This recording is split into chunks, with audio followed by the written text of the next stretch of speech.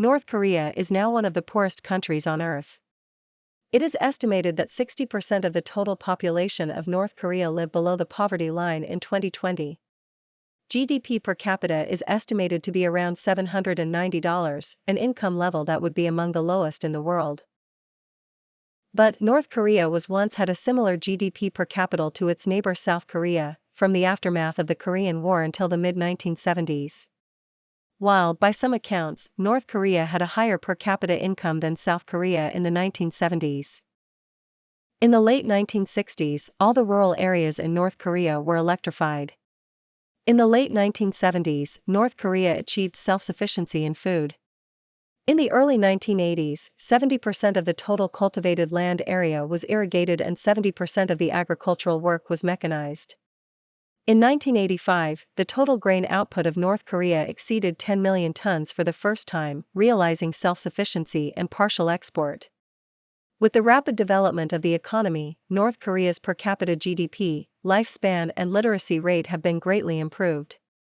Since 1979, comprehensive free education and free medical system were implemented to provide free clothing, underwear, shoes and other necessities for all students from primary school to university and kindergarten children. Generally speaking, North Korea in 1979 was a quasi-modern country. The 1970s was the golden age of North Korea's development. The annual industrial production level in 1976 has reached 33 billion kilowatt-hour of electricity, 50 million tons of coal, 4 million tons of steel, 30,000 machine tools, 30,000 tractors, 3 million tons of chemical fertilizers, 8 million tons of cement, and 600 million meters of textiles. During the 6-year plan period from 1971 until 1976, the average real income of North Korean workers and employees per household increased by 70%, and the average real income of farmers per household increased by 80%.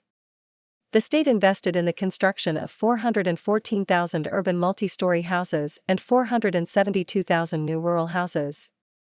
In 1980, North Korea's per capita GDP was nearly $700 and China's per capita GDP did not reach $703 until 1996. Until the 1980s, North Korea was not as poor as it is now.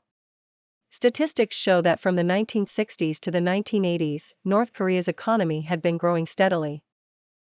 In the 1980s, North Korea's urbanization rate reached half, industrialization was basically realized, the life expectancy was 70 years old, and the neonatal mortality rate was about 20%. The living standard in North Korea today has seriously declined several times compared with that in the 1980s. North Koreans began to accumulate around the nation's flourishing capital, Pyongyang, and the city's population expands to 3 million. As wealth accrues, North Korea imitates the consumer tastes of the West.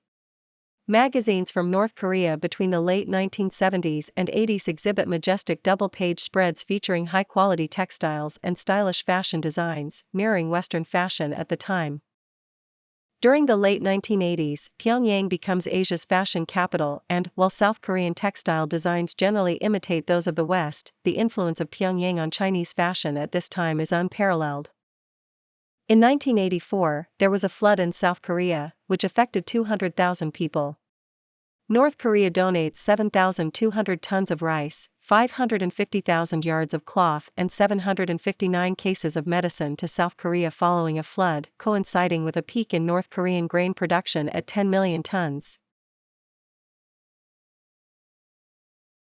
So how did North Korea accomplish these amazing achievements? Is it the result of solely relying on the guidance of the national leadership and the unity of the people? Is there no help from other countries? The answer is yes.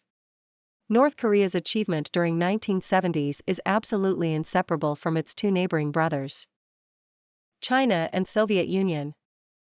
After the Korean War, North Korea received a substantial amount of economic aid from communist countries for reconstructing its war-torn economy. From 1958 to 1963, China undertook 29 projects for North Korea through interest-free loans, including textile, bearing, sugar, thermal instrument, relay, electronic tube, and radio parts factories.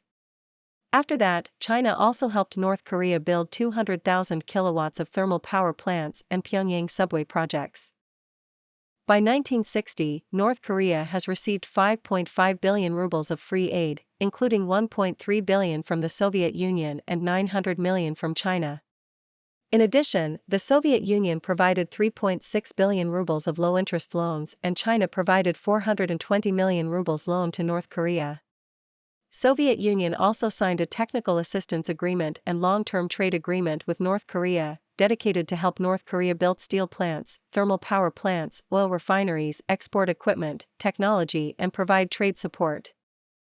From the post-war period to 1970s, economic assistance from socialist countries to North Korea totaled $2.043 billion, of which Soviet Union contributed 43.14% and China 30.75%.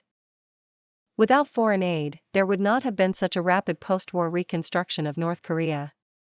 Especially in the early stage, foreign aid played an important role.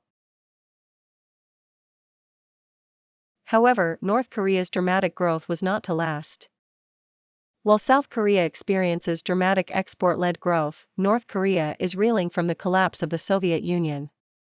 Following the dissolution of the former Soviet Union in 1992, North Korea lost its major trading partner. North Korea's economy was unable to adapt, and its economy soon deteriorated. Without subsidized oil from the Soviet Union, North Korea has faced challenges in meeting its energy demand and has struggled with energy shortages for several decades. Since 1991, China has replaced the Soviet Union as the only pillar of crude oil supply to North Korea, delivering about 500,000 tons of oil to North Korea every year, accounting for 80% of the total oil imported by North Korea. In 2005, China's grain aid to North Korea reached 530,000 tons, accounting for 92% of that year's international aid to North Korea. In the early 1990s, the country is driven into widespread famine.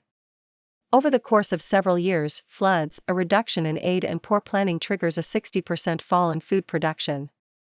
In an attempt to ease food shortages, Kim Il-sung's government launches a 2 meals a day campaign to reduce food demand and mandates work in the fields. In recent years, North Korea has seen an increase in food shortages. 2 in 5 North Koreans are undernourished while basic staples such as soy sauce, eggs, meat, and cooking oil are sometimes hard to come by in local stores.